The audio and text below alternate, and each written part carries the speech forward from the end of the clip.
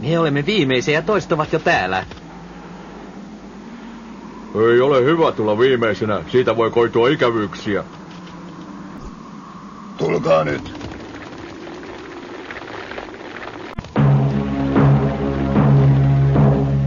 Miksi te olette myöhässä, vastatkaa?